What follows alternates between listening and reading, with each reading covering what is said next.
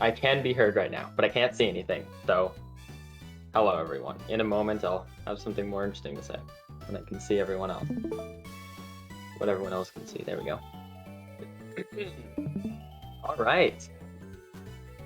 Welcome back, everyone. We're doing Clubhouse Games DS online in tournament form. We're back at it again.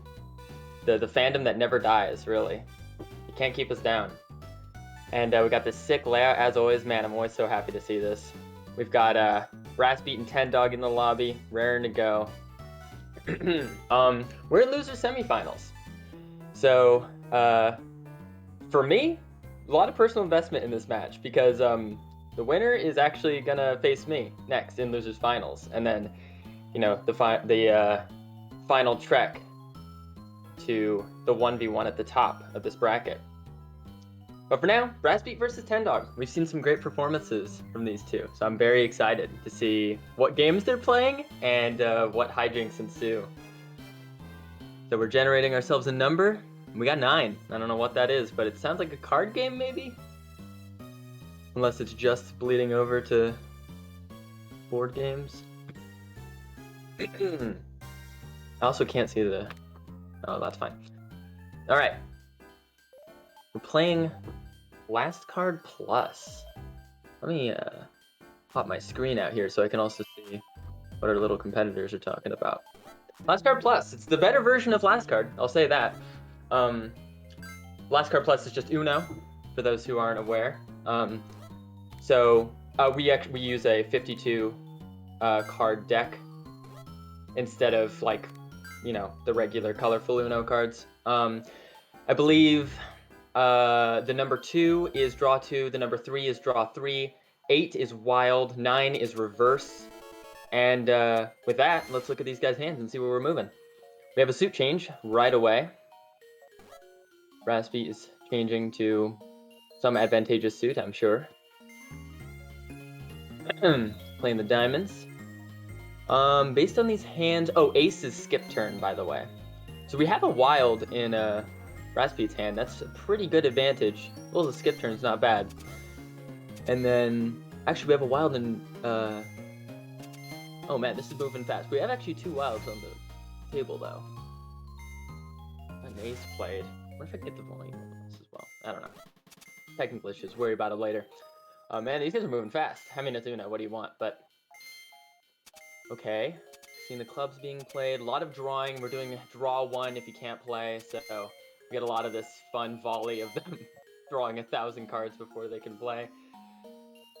But there we have it. Finally a diamond on the board. And got another one.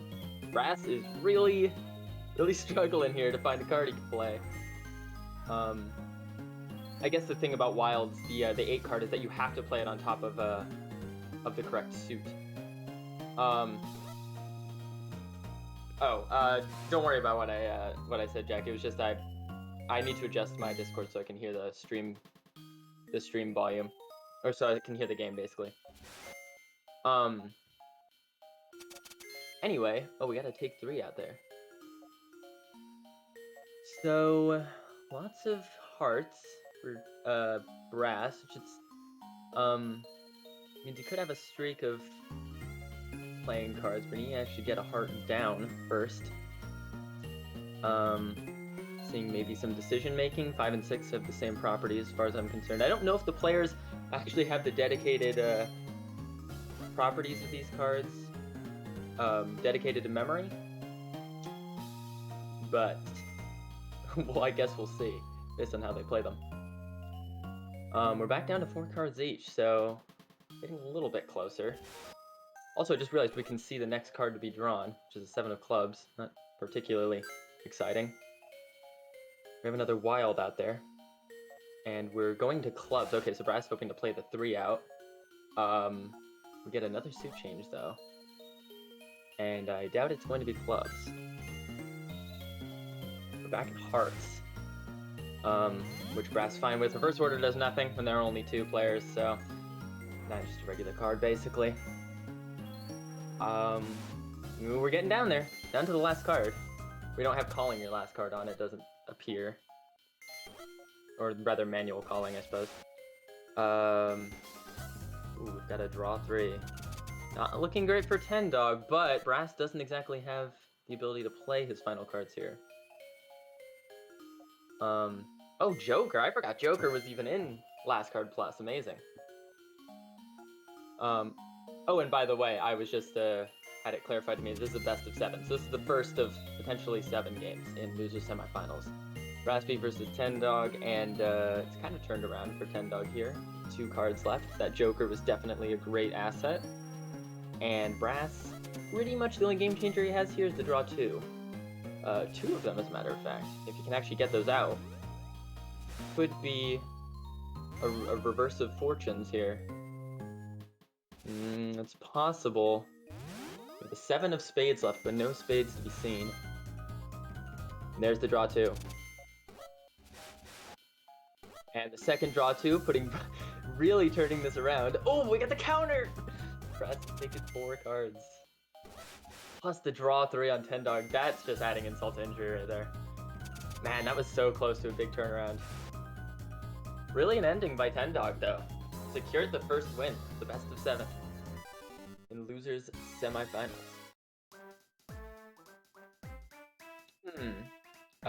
Just a moment.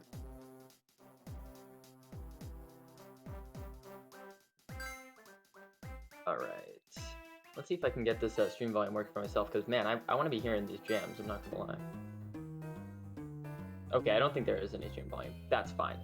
You know what, I'll do without it. You guys, all of you great listeners, get to hear the jams. Alright. With that game done, we're moving on to our next randomly generated matchup. At 33, that's one of the last ones. That's going to be a variety, or a sports game, rather. Action, I guess. Billiards! Clubhouse Games DS, infamously janky billiards setup. Basically marbles. I mean, it's still billiards. I didn't see what version we're playing. It looks like we're doing 9-ball. And we're obviously debating to see if either of these players want to skip. Wouldn't blame them, but at the same time, it's not a painful game. It's just not billiards. If you showed up to a clubhouse and showed people that this is the billiards you've been playing, you'd probably be kicked out. You'd have your card revoked. I'm not gonna lie. It looks like they're up for billiards. Yes. Got the standard skin here. Nothing wrong with that though. So the goal here is to sink the 9. Sink the 9 and you win. But you get a foul if you hit any ball other than the lowest in numerical sequential order. So you have to hit a 1 right now and sink the 1 in order to not get a foul, basically. Your goal is to hit the balls in numerical order, and, you know, ideally along the way you might knock the 9 in. Also, every ball that you sink gives you another turn, so we're seeing Tendog take 2 shots in a row here. 3, actually. Oh, and he sunk the 9, but you can't do that because he had to hit the 1 first. It was a cool shot, admittedly, but not a winning shot. Also, hello to Adrian and all other chatters today, all my Clubhouse game chatters. It's an exciting day in Clubhouse Games history right now. We're nearing the end of this Clubhouse Games DS online tournament. And yeah, we're seeing some slow progress. A couple balls going into the pockets. Also notice there are only 4 pockets here, and that this is a very small billiards table. Oh, and the 9 goes in. That was a very nice shot. Good job on brassbeat, and that's a win. 1-1. You'll love to see it. It's definitely the strategy to get the 9 ball in as soon as possible, but it's tricky, especially with the controls. And Tendog appears to have not known what the win condition was. I feel very bad, but that's okay. You live and learn, right?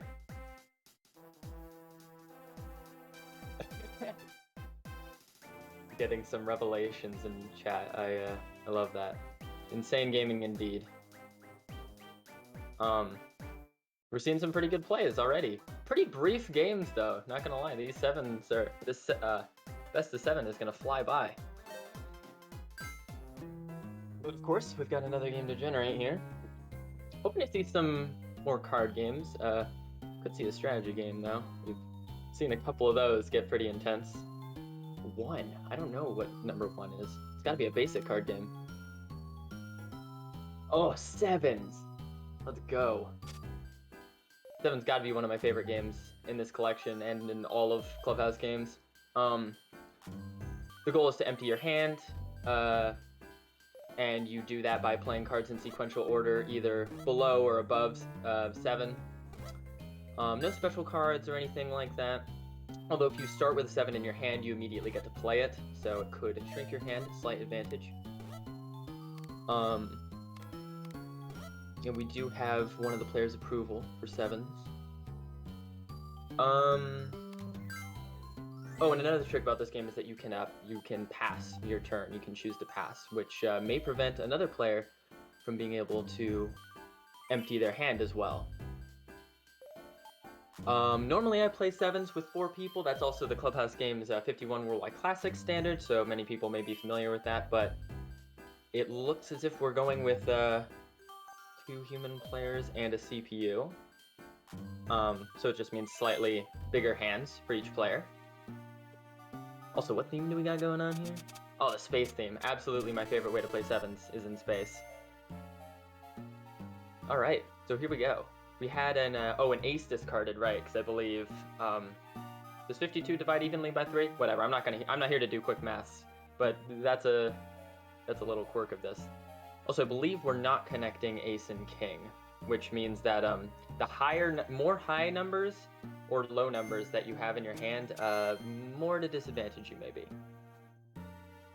They're playing some 6s, obviously, pretty standard. If you have sequential hands right away, that means you can start playing, which is pretty good. You want to be playing cards as frequently as possible, as long as it doesn't give an extreme advantage to your opponent. Let's see if I can analyze these hands here real quick. Looking at Tendog, who has 4 face cards, which those can be pretty brutal, but only 1 ace. We got 2 8s there as well. 8s are pretty strong. 1 8 leading to the high spade face card. I don't know, Tendog seems to have a pretty okay hand here. Whereas Brass has actually fewer face cards, it appears. And numbers that are generally a little bit closer to 7. Brass might have the statistically more advantageous hand here.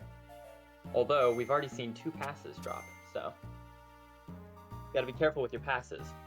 Of course, early on in the game, it can actually be really advantageous to pass when you don't provide the rest of the players a means to play after 7. That is, hoarding 6 and 8s, basically. Pretty popular strategy. Alright, we're at Tendog. He plays.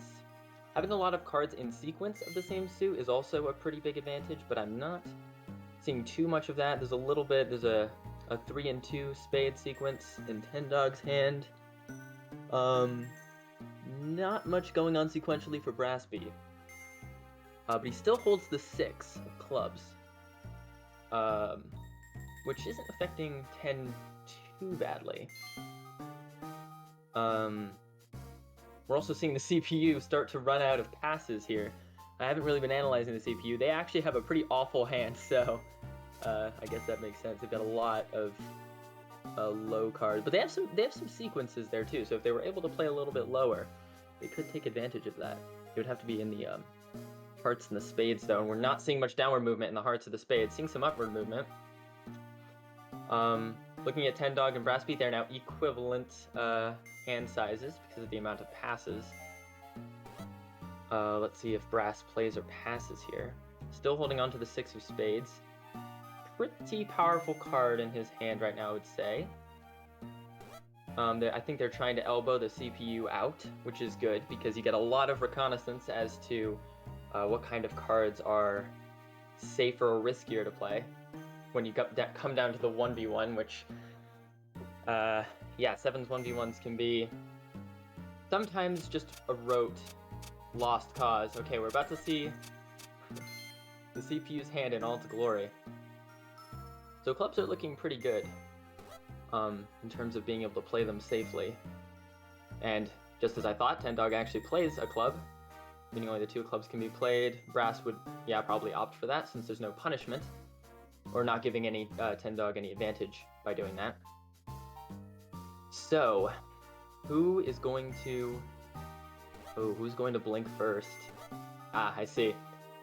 So tendog is at 0 passes. He has to play, and he... Oh, that's right, he couldn't. Brassbeat held all the cards. He did have a good hand.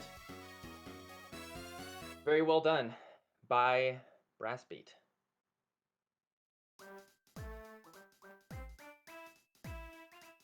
Or, right, yeah, Brassbeat won. Okay, yeah. So it's 2-1. 2-1 Brassbeat versus tendog. Losers semifinals. We're making some progress here. Tendog is bemoaning his uses of pass, but sometimes in sevens you really just get a hand that doesn't do you any favors, you know? I mean, the game is literally called sevens. It's named after the one, like, you know, luck-based number there is. Oh, also we just rolled a random number for the next game, so we've got balance. We've got balance here, it appears. So let's shake off the sevens and see what we think online. I actually don't know if that's the case or not. I've played it online before just fine, though. For my personal experience, balance doesn't have any problems online. Be careful with the difficulty, though. The difficulty in balance actually affects how easily the tower comes down. I usually recommend setting the difficulty to whatever the medium one is, like normal, because hard, it comes down a little too quickly, I think, and easy, it takes a while. So, yeah. And no designs for balance. That is really a shame. So yeah, I guess we're going to try a game of balance and see if it is broken, as has been proposed. But this is a pretty fun game, I think. This is really quite simple. It's just place these stone rectangles on a scale and try not to tip the scale over. It's just fun, classic, playing with physics, you know? I mean, well, okay. I see why we think that might be broken now. Okay, clearly some kind of a control issue. I don't know if that's emulator or on console, but whatever the case, some issue with the controls. Someone was able to place a rectangle correctly, but somebody else was not. Looks like we're getting some debate as to what the problem is. I'm curious to see what happens here. Looks like we might be testing another game, but with different players. Okay. So we now have Jack is technically a part of this match. And we'll see what this does. You can see his little cursor moving. So we can see Brassbeat's controls are working fine. And Jack's are doing okay as well. And let's see if tendog can place a rectangle.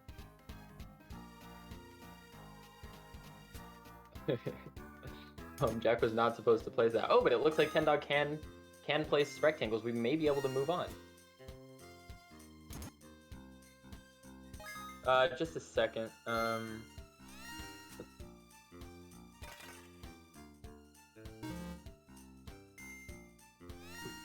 Okay, I'm back. Sorry about that.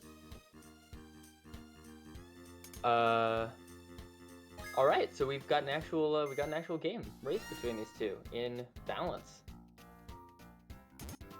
So let's see what happens. The physics in this game can be a little funny,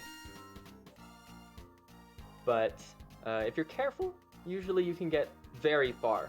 A lot of times when I end up playing this game, there's just like a single tower built in the middle that's like end-to-end rectangles, like height-wise, just building into an enormous needle until somebody deliberately takes it down, probably.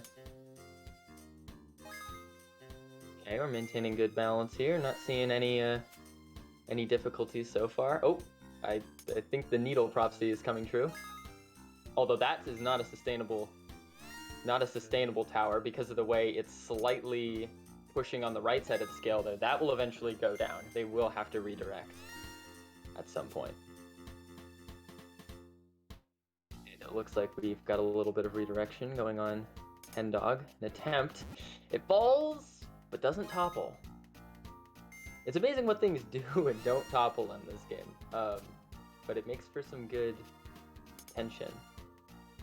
And we're perfectly balanced again. Brass gets the easy placement on top of the tower. Tendog may... No, we're going for the camera pan downward, which is always risky, because if you pan the camera, you pan it with the same... the same motion that you place the rectangle. And that will result in a failure for Tendog. Another win for brassbeat. Secured in balance. Good games to both players. Balance is always a little fun to watch. I'm glad we got it to work this time. And I believe that's the official 3-1. We see that score update. All right. So this could be a game point for brass. It is the best of 7. So brass can either win one and end it here, or Tendog can mount the comeback, which we've seen several times in this tournament. So I have no doubts in our capable players here. We got 35. Is that? Oh, we got Takeover. Wow, lots of action games. That's very exciting to see. This game is not known for its action games, but we're getting to see all of them. And Takeover, much like billiards, has kind of marble physics and knocking each other's pieces around. And the point is to claim point-based territories on a plane. And if you fall off, you lose a turn, and you also lose all of your point values. If you knock an opponent off, you steal all their point values. But we actually have 2 passes from the contestants, it seems. So no Takeover today, not in this matchup. I don't blame them. Takeover is a bit RNG. I would say it's based on who goes first, personally. So not great for a tournament setting, honestly. But it's fun to mess around with. When you're just playing for fun, it's a good time. We just rolled 17, which is dots and boxes. I'm a big fan of this game. This is a cold hard strategy. They may put it on the kids menu at all the restaurants, at your Red Robins or whatever, but this is a strategy game, okay? This probably has years of theory poured into it that I don't even know about. But at the very least, if you're not privy to strategies, you can easily be cheesed. So here we go. Tendog versus brassbeat. Let's see how many Red Robins these two have been to in their childhood. You've got the first blue line, placed dead in the center. Truly a devastating move. He creates the L formation. And now a Z piece from Tetris. Questionable, but we can see where it develops to. Brassbeat's thinking. He knows that was a pretty weird move. He has to adjust his opener here. And I totally know what I'm talking about with all these strategies. This is official terminology, guys. He's got to think really hard. One wrong move right here, and honestly, the game is lost. Like, that's why it's such a risky move. It's like a gambit, you know, like in chess. You put up one of your pawns. Oh, but okay, he continues to make the Wario W. Oh, and we're actually making a zigzag now, removing Wario's monopoly on the board. Interesting. But that's actually fine because monopolizing in dots and boxes is highly frowned upon. Okay. So we finally got a piece that's not connected to all the other lines. Truly a deviation from the norm.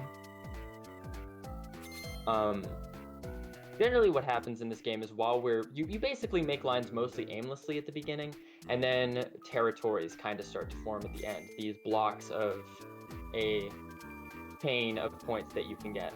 By the way, I should probably explain the rules of this game. As you can see, each opponent is connecting a line from one dot to another. They have to be adjacent like that, connected by the dotted lines.